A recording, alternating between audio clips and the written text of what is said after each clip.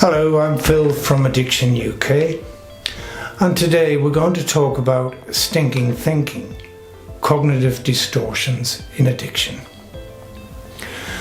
Systematic errors in reasoning that lead to faulty assumptions and misconceptions are termed cognitive distortions or stinking thinking in recovery groups.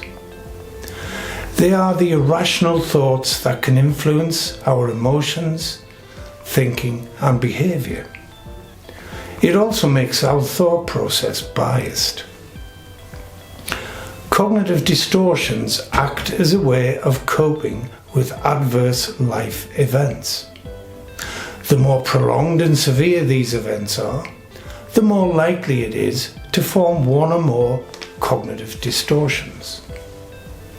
Cognitive distortions are also considered to be used as a kind of evolutionary survival method, as identified in evolutionary psychology.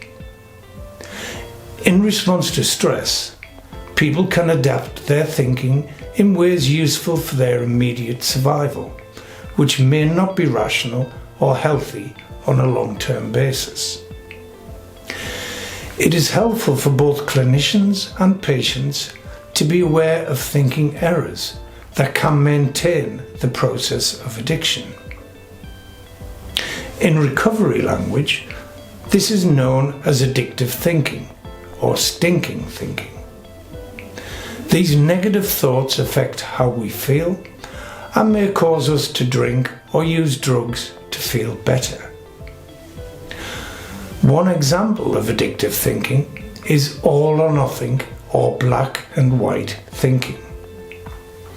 In this type of cognitive distortion, individuals might believe that either they are the best or the worst person, which is nothing in between.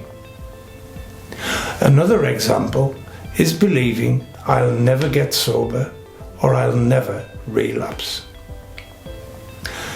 Another common cognitive distortion in addiction is personalizing.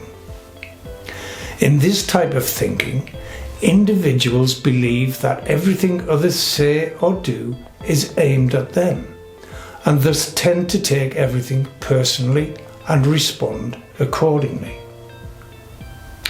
Labeling is another type of cognitive error in which the individual defines others or themselves based on a single event or isolated behaviour.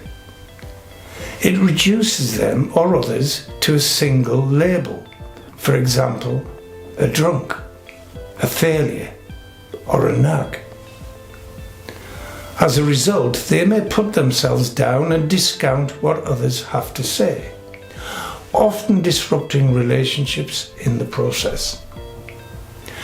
Labeling oneself as an addict or a drunk also means permitting oneself to stay in that situation and rejecting any opportunities for change. When we believe our stinking thinking, we end up feeling sad, lonely and confused, and eventually isolate ourselves from other people. In addiction recovery, changing one's cognitive distortions is possible and even necessary. Identifying one's thought patterns is the first step. One way to do this is to write down your negative thoughts and reframe them by coming up with alternative interpretations. After this, you can evaluate whether this thought pattern is helpful for your overall recovery. If you find it to be unhelpful, it may be time to change it. Remember, cognitive distortions are just the addictive mind tricking us into staying in our addiction. If we can change our negative thoughts into more realistic ones, we have a greater chance of staying in recovery.